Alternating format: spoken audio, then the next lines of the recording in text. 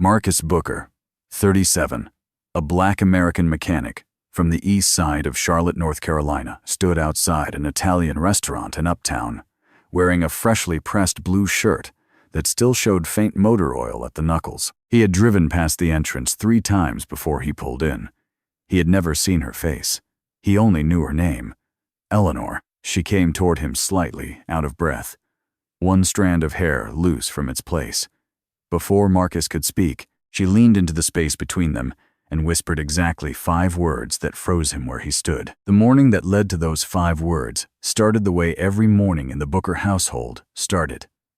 The smell of coffee that Marcus had brewed too strong because he never measured anything carefully before 7. The sound of his 9-year-old daughter, Imani, singing in the bathroom, a song she had invented herself about a cat who wanted to be an astronaut. The radiator clicking in the hallway because the small rental house off Central Avenue had a heating system that announced itself like an uninvited relative every fall. Marcus stood in the kitchen of the East Side bungalow he had rented for the past 6 years, holding a wide-toothed comb in one hand and a small bottle of leave-in conditioner in the other, waiting for his daughter to come and sit between his knees on the rug so he could part and twist her hair before school. His hands were not delicate hands.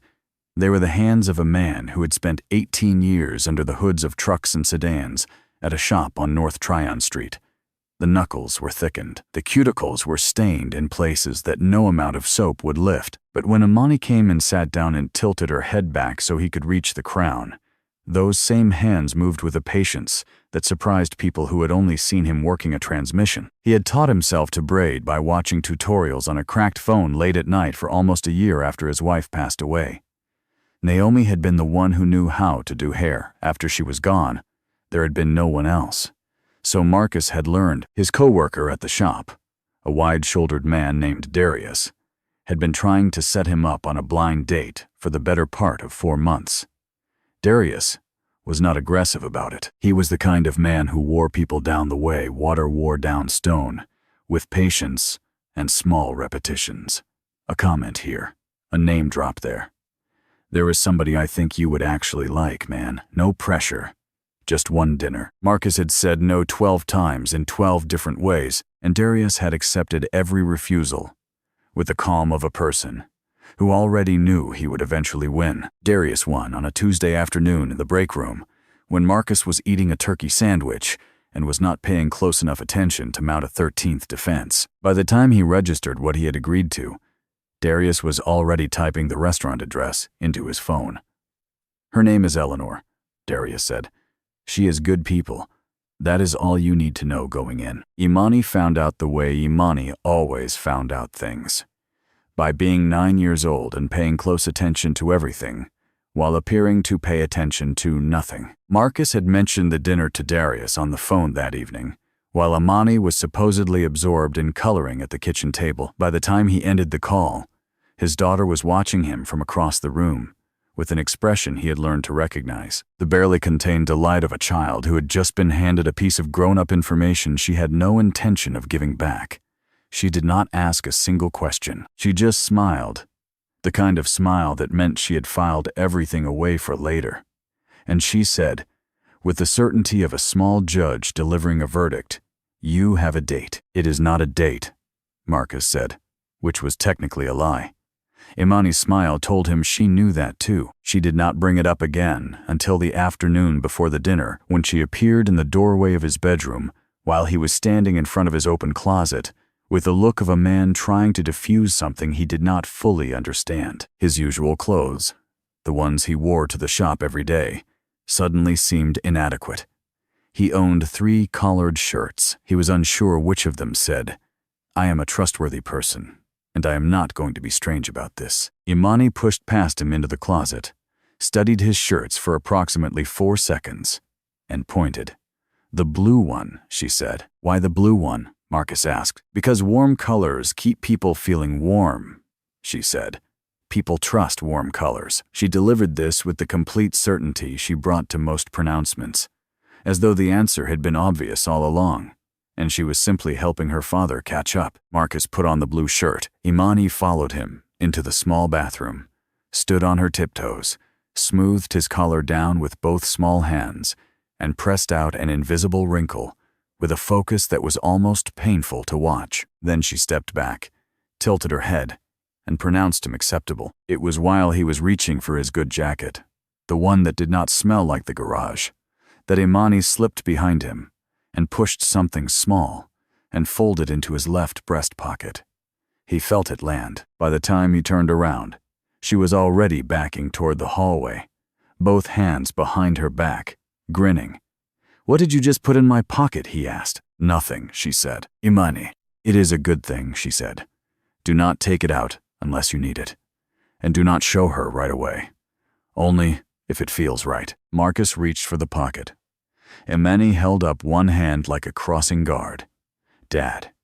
He left the paper where it was. She walked him to the door the way she did every evening, shoes lined up neatly by the mat, both arms wrapped briefly around his waist, chin tipped up to look at him.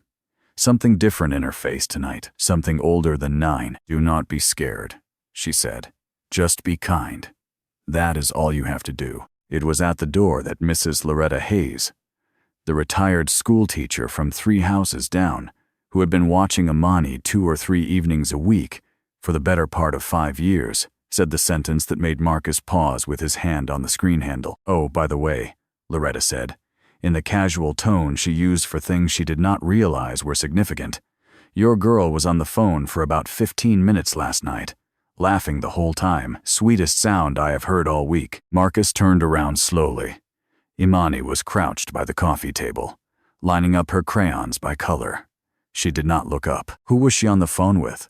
Marcus asked. "I assumed somebody from her class," Loretta said. "She used my phone." Marcus looked at his daughter, Imani, 9 years old, who did not own a phone of her own. Imani, who had no reason to be making any phone call that ran 15 minutes long. Imani, who at that exact moment was concentrating very deliberately on her crayons. He waited a beat to see if she would look up. She did not. He decided he would ask her about it tomorrow. He had a dinner to get to. The Ford F-150 was a 2014 model, with 142,000 miles on it, and a dent in the rear quarter panel from a parking lot incident he had never gotten around to fixing. Marcus climbed in, started the engine, and then sat in his own driveway with his hands on the wheel for the next 8 minutes. The radio was off. The heater hummed quietly. The dashboard clock moved 1 digit, then another, while he did not move at all. He had not opened a door for a woman in 8 years. Not since Naomi. His wife had died from complications following Imani's birth, when their daughter was 11 months old, a hemorrhage that the hospital had caught too late and treated too slowly. The lawsuit had settled quietly. The money had paid off the house Naomi had picked out, which Marcus had then sold because he could not stand the way the kitchen light fell in the afternoons. He had rented the bungalow on the east side instead. He had raised his daughter. He had not gone on a single date in any of the years that followed. He thought about the looks he usually got when people learned his situation. The tilted head, the softened eyes, the voice that dropped half a register. Oh, that must be so hard. The pity that came pre-packaged, and that he had learned to receive politely, without letting any of it touch the center of him. He did not need anyone's pity. He had a daughter who drew dragons on the backs of grocery receipts and fell asleep every night with a fistful of crayons still clutched in her hand. He had a full life. He also thought about a different kind of look, the kind he had been getting since he was a teenager. The look people gave a black man driving into a parking lot full of luxury cars in a part of town where black men were expected to be wearing a valet jacket rather than handing the valet a key. He thought about the bouncers who tracked him into bars, the hostess who would do the quick math behind her smile, the diners who would turn their heads half a second too long when he walked past their tables. He had learned, by the age of 19, how to make himself read as non-threatening at a glance. Soften the shoulders, slow the walk, smile first. He had built a whole second posture for entering rooms he had not been built into. Tonight, he was about to enter another one. At 7 minutes past 6, he put the truck in reverse and backed out of the driveway. He drove uptown by the long route that avoided the freeway, because the freeway made him think too fast. When he reached the block where the restaurant sat, he did not pull into the valet line. He drove 2 blocks past, parked his muddy work truck on a side street between a dental office and a closed dry cleaner, and walked the rest of the way. He did not want Eleanor, whoever she was, to look out the restaurant window and see his truck parked next to a row of Lexuses. At 6:58, he was standing at the door, checking his watch, when he heard footsteps approaching at a pace that was slightly faster than a stroll. He looked up. A woman was moving the way people moved when they had been running a little late and were trying not to look like it. Quick steps, chin up. One strand of dark hair caught in the cold air. Her coat was buttoned unevenly by one button. She had clearly not noticed. She was scanning the entrance as she walked, and when her eyes found him, something in her posture shifted. Not relaxed exactly, settled.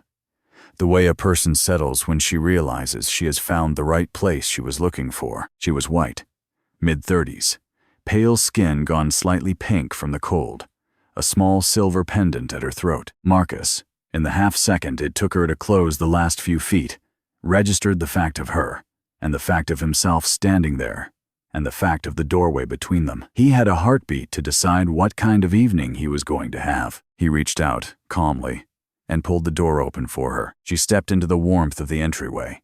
He was about to say something, his name, probably, or hello, or some other collection of sounds that would have been perfectly adequate for the moment, when she turned toward him, leaned slightly closer, and spoke in a voice just low enough that only he could hear. "Your daughter helped with this." 5 words. Marcus's hand was still on the door. He became aware of that because he could no longer feel it. He could not, in that moment, feel very much of anything, except a ringing in his chest that was not quite pain, and not quite joy, and was something he had not felt.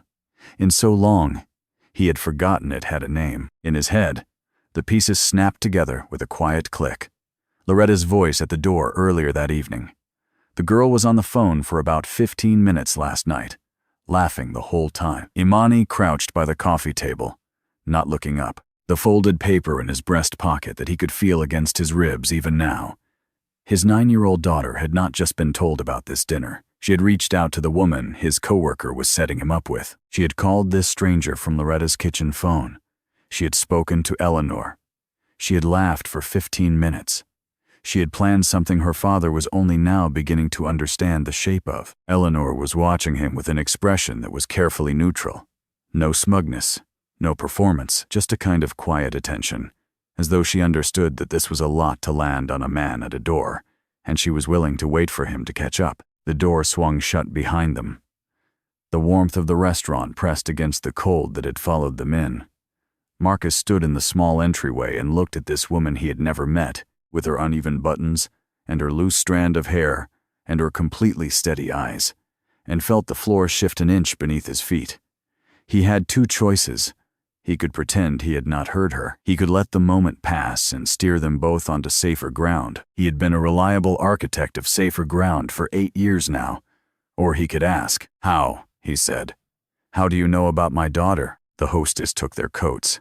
They were led to a corner table that the restaurant kept for people who needed a little more space than usual. Eleanor answered him once they were seated. She said that 2 evenings ago a number she did not recognize had called her cell. When she answered, a child's voice had asked, in a polite and rehearsed-sounding way, whether she was the Eleanor who was going to have dinner with Mr. Marcus on Thursday. The child had introduced herself as Imani and said she was 9 years old, and she was the daughter, and she wanted to ask Eleanor exactly 3 questions, if that was okay. What were the 3 questions? Marcus asked. Eleanor's mouth lifted slightly. The first one was, "Are you a kind person?" she said. The second one was, "Do you like to laugh?" The third one was, "Will you let my dad open the door for you? Because he likes to do that, and he has not done it in a long time." Marcus closed his eyes for a moment.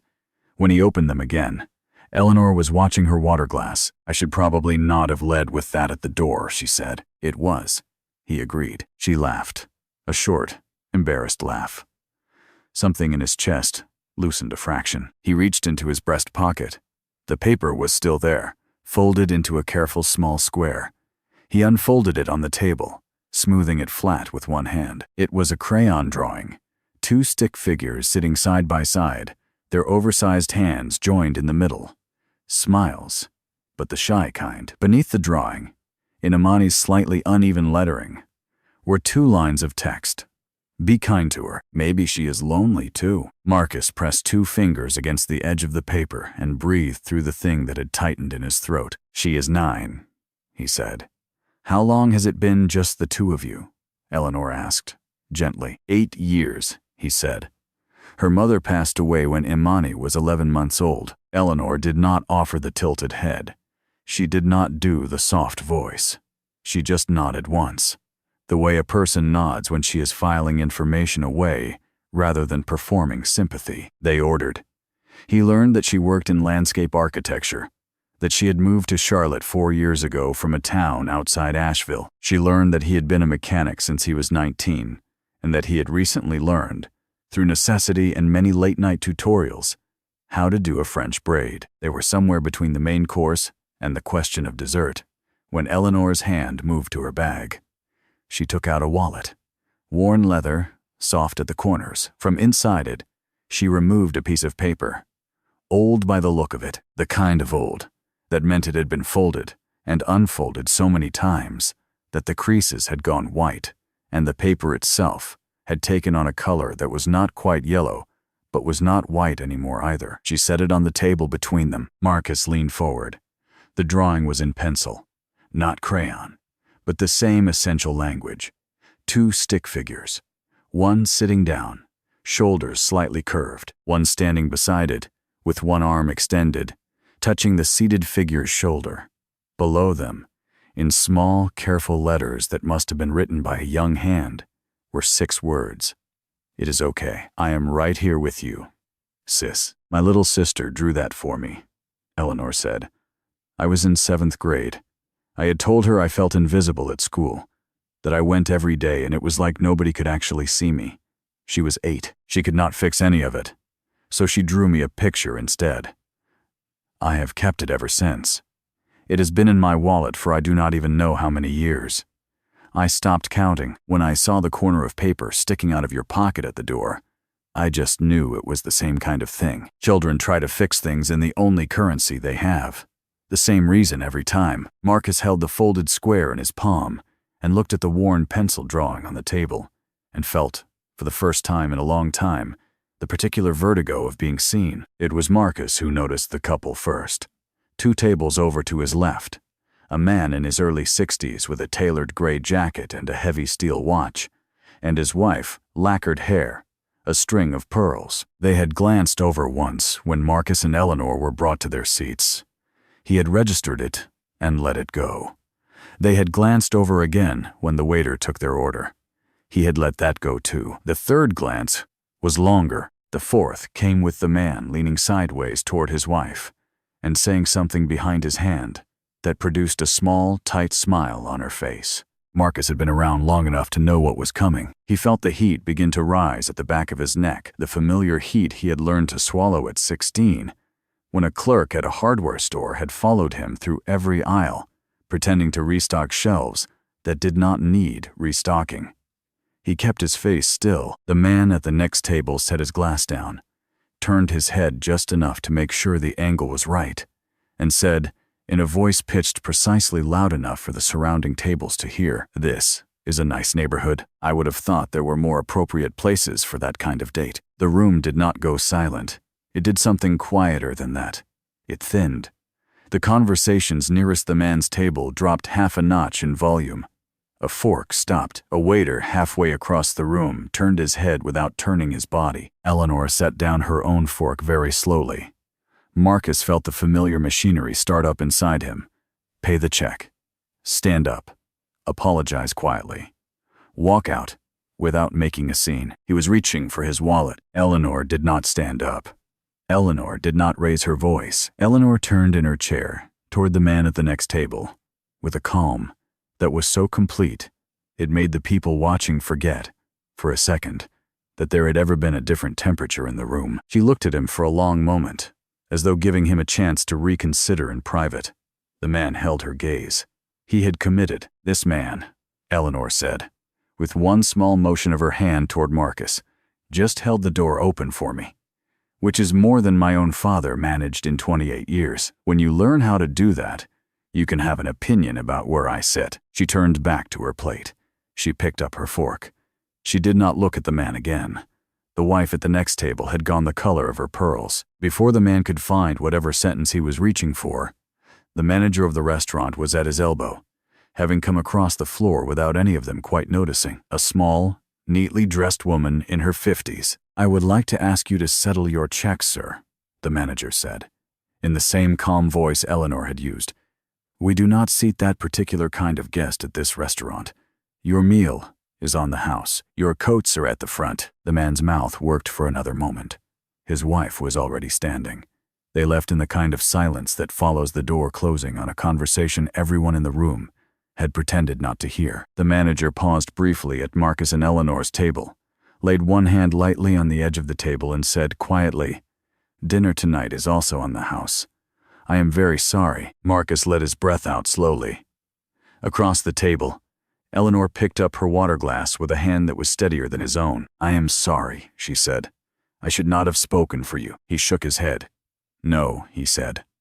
"That was yours too." After a few minutes, Eleanor said, "Can I tell you something I almost did not do tonight?" Marcus said, "Yes." She turned her water glass once on the table. "Darius is the cousin of a friend of mine," she said. "When he called me about you, he told me your name and what you did for a living. And then, because he is a careful person, and he likes me," he said, "he is a black man. Are you going to be okay with that?" He was not asking it the wrong way. He was asking it the right way. He has been the friend in the room when the other version of this conversation goes badly. He wanted me to think about it before I said yes, not after. Marcus did not interrupt. "I told him I was fine," Eleanor said, which was true. I have been fine my whole life on questions like that. But I sat in my parking garage for 15 minutes tonight before I came in, not because I was not fine, because I was asking myself a different question, whether I had the courage to walk into rooms with a person the world was always going to look at differently, whether I was going to be the kind of company in those rooms that did not make it worse, whether I was honest enough about what I did not know, whether what just happened with the man at the next table was going to happen often, and whether I was the kind of person who could keep her voice steady when it did, or whether I was the kind of person who would slowly start finding reasons not to call back. I have watched friends do that. I have watched them mean well at first and disappear anyway, the way fog burns off without anyone noticing. I did not want to be that." She paused. "I opened my wallet to put my parking ticket inside," she said. "I saw my sister's drawing. I thought of the way she had drawn that picture for me without knowing how to fix anything. I thought, coming in tonight, felt hard. Maybe that still counted. So I got out of the car and walked across the street and turned the corner and saw you standing at the door." Marcus looked at her for a long moment. Then he said, "I sat in my driveway for 8 minutes before I left the house tonight. I was thinking about a lot of the same things you were thinking about, from the other side. Whether I was going to spend the whole night being the version of me that is easy for the room to hold, the version that softens his shoulders at the door, slows his walk, smiles first, the version I have been performing since I was 19 years old, whether you would notice if I did, whether you would still be here if I did not, whether 8 years of being a careful man with a child to protect had left me anything that still knew how to want this." "I would have noticed," Eleanor said. "I figured you would," he said. "That is partly why I almost did not come." They sat with it. They finished the rest of the meal slowly. He did not ask for the check, because the manager had already taken care of it. But he left a tip on the table that was almost the size of what the bill would have been, because the manager had also already taken care of him, and that was the only way he knew how to thank her, without making her have to accept thanks. Eleanor noticed and said nothing. They walked out together at 9:43. The street had quieted since he had arrived. Fewer people, colder air. The city settling into its later mode. Their breath showed faintly in front of them, small clouds that appeared and disappeared before they could become anything. They stood on the sidewalk, in the way people stand when something is ending, and neither person is entirely sure how to mark it. Eleanor reached into her bag. She took out her wallet, and from it the folded paper, the old one, the one with pencil lines in her little sister's careful handwriting, and she held it out to him. "I want you to have this," she said. Marcus looked at it in her hand. "That is yours," he said. "I know." She kept her hand extended. "I have had it for a long time. I think I kept it because I needed to remember that somebody saw me when I felt invisible. But I do not feel invisible the way I used to." Something moved briefly through her expression. "I think you and your daughter might understand it better than I do right now." He took it. The paper was lighter than it looked, which somehow made it heavier to hold. He stood on the sidewalk with a stranger's most important thing in his palm and felt the full, strange weight of having been trusted with it. There was something he wanted to say. He was aware of it the way a person is aware of a word that will not come. Present, real, just out of reach. What he said instead was, "Thank you. Tonight was really nice." Eleanor smiled, and it was genuine, and that somehow made it worse. "It was," she said. Then she turned and began walking down the sidewalk toward the parking garage, and Marcus turned in the opposite direction, toward where he had left his truck 2 blocks away. He counted his steps without meaning to. 1, 2, 5, 8, 10. He stopped. He stood on the sidewalk with the folded paper in his hand and the sound of her footsteps growing quieter behind him, and he understood with sudden, complete clarity what was happening. He had done this before, not with Eleanor. He had never met Eleanor before tonight, with the version of this moment that had come up in different forms over 8 years. The moment where something possible appeared, and he found a careful reason to let it pass. And then he went home to his routine and his daughter, and the life he had built that was good and real and safe and quiet. He was a reliable architect of safer ground. If he kept walking, he would build something safe out of tonight too. He would tell himself it had been a nice evening. He would mean it, and in a week, the specificity of it would soften into something general, and then into nothing, and that would be the end of it. He turned around. She was 20 steps away, walking with her head slightly down against the cold. "Eleanor," she stopped. She turned. Across the cold space between them, she looked at him. Marcus took a breath, the air sharp in his lungs, and walked back toward her. He did not tell her what he had almost not said. He stood in front of her on the empty sidewalk, and he asked, simply, if he could call her. She said yes. He said he would. She believed him, which was more than he had deserved, as of 10 minutes ago. They stood there a moment longer. Then she touched his sleeve lightly with 2 fingers, the way a person touches something to confirm it is real, and turned, and walked the rest of the way to the parking garage. Marcus watched her go until she disappeared inside, and then he walked back to his muddy truck and put both pieces of paper carefully on the passenger seat where the seatbelt would not crease them. The house was quiet when he came through the door. Loretta let herself out the moment she saw his face, which she did not ask about and which she did not need to. She just put on her coat and said, "I will see you tomorrow," and she was gone. The house held the shape of his daughter the way it always did after she went to sleep. A cup of water on the coffee table, a half-finished drawing of what looked like a giraffe wearing roller skates on the kitchen counter. 1 sock in the middle of the hallway. Marcus picked up the sock and set it by the door. He turned off the kitchen light. He sat down on the floor in the hallway outside Imani's room, with his back against the wall and his knees up, and he laid both pieces of paper on the floor in front of him. He looked at them for a long time. Imani's drawing on the right, the waxy, saturated crayon colors, the 2 figures with their shy smiles and their joined hands, the careful instruction, be kind to her, maybe she is lonely too. The other drawing on the left, older, softer. The pencil lines faded to the color of an old memory. 1 figure sitting, and 1 standing beside it with a hand on its shoulder. "It is okay. I am right here with you, sis." 2 drawings, 2 children, years apart and cities apart, and somehow they had ended up here, side by side on his hallway floor, saying the same thing. He thought about the 15 minutes Eleanor had sat in her car, about the 8 minutes he had sat in his driveway, about the 10 steps he had walked the wrong way before he had managed to turn around. He thought about the man at the next table, and the manager's calm hand on the edge of their table. He thought about the question that had been living quietly at the floor of his chest for longer than he had been willing to admit. Whether 8 years of building a life that was sufficient and stable and self-contained had left him any room for something that was uncertain and real in the way that things were real when they could also hurt him. He was 37.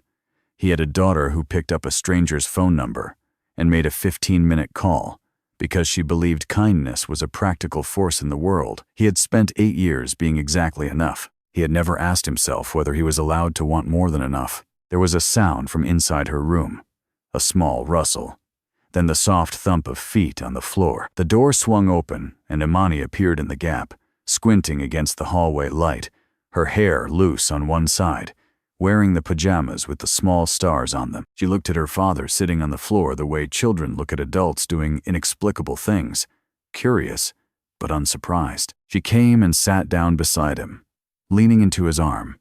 He wrapped it around her automatically. She looked at the 2 drawings between his knees. She picked up her own, examined it briefly, set it back down. Then she picked up the other one, the old pencil drawing she had never seen before, and held it carefully with both hands. Marcus watched her take in the 2 figures, the standing one with its hand on the shoulder of the sitting one. She set it back down with the same care she had picked it up. "Is she still lonely?" she asked. Her voice was soft with sleep. Marcus looked at the 2 drawings. "No," he said. "I do not think so anymore." Imani nodded once, satisfied. She leaned against his arm a moment longer. Then she said, quietly, "Did you remember to be kind?" He kissed the top of her head. "Yes," he said. "I remembered." She stayed beside him another minute. Then she got up, padded back into her room, and the door clicked softly into the 2-inch gap she liked. He called Eleanor the next day. They talked for 40 minutes. He called her 3 days after that, and they talked longer. The first Saturday in November, Marcus and Imani stood in the parking lot of Heron Lake Park and watched Eleanor's small white Honda pull into a spot 2 spaces away. Imani was wearing her yellow coat and her second-hand sneakers that she had refused to replace because she had drawn small flowers on the toes with a fabric marker. She was, for once, not talking. She was watching the car. Eleanor got out carrying a tote bag with a small drawing of a bird stitched onto the side. She did not crouch down to Imani's level, which Marcus appreciated. She also did not speak first. She just stood there with her tote bag and let Imani take the measure of her. "Hi," Imani said. "Hi," Eleanor said. They walked to the lake. Marcus and Eleanor talked, the easy conversation they had built over several weeks of phone calls, and Imani walked slightly ahead of them, kicking through the leaves. They found a bench near the water. Eleanor took a small spiral sketchbook from the tote bag and began, lightly, to draw. Imani lasted approximately 90 seconds before she migrated closer. On the page, a small figure was taking shape, a girl in a coat, with flowers on her shoes, standing near water. Eleanor finished the figure and held the sketchbook slightly in Imani's direction. "Is that you?" she asked. Imani stared at the drawing for a long time. Then she reached into her coat pocket and produced a small set of colored pencils held together with a rubber band. She picked out a teal one and added beside Eleanor's drawing a second figure, slightly taller, green jacket, tote bag with a small bird on the side. She drew it carefully. When she was finished, she held the sketchbook out to Eleanor. Eleanor took it. The 2 figures stood side by side on the page, one drawn in pencil, one added in teal. Different hands, different pressures, but together on the same piece of paper. Marcus was looking at the lake. He was looking at the lake because if he looked at either of them right then, something was going to happen in his face that he would prefer to manage privately. "She is not standing alone anymore," Eleanor said. "That is what I meant," Imani said. They walked back to the parking lot as the light went flat and the cold settled in. Imani reached up and took Eleanor's hand simply, without asking. Then she looked up. "Are you still lonely?" she asked. Eleanor looked down at her. She shook her head. Small, definite, real. Imani accepted this the way she accepted most true things. She squeezed Eleanor's hand once, let go, and ran ahead toward the car, because she had spotted a particularly large pile of leaves near the rear tire. "Come on," Imani called from the leaves. Marcus looked at Eleanor. Eleanor was already walking forward. Neither one of them, not even the man at the next table that night, who had been so certain he knew what he was looking at, had seen this coming.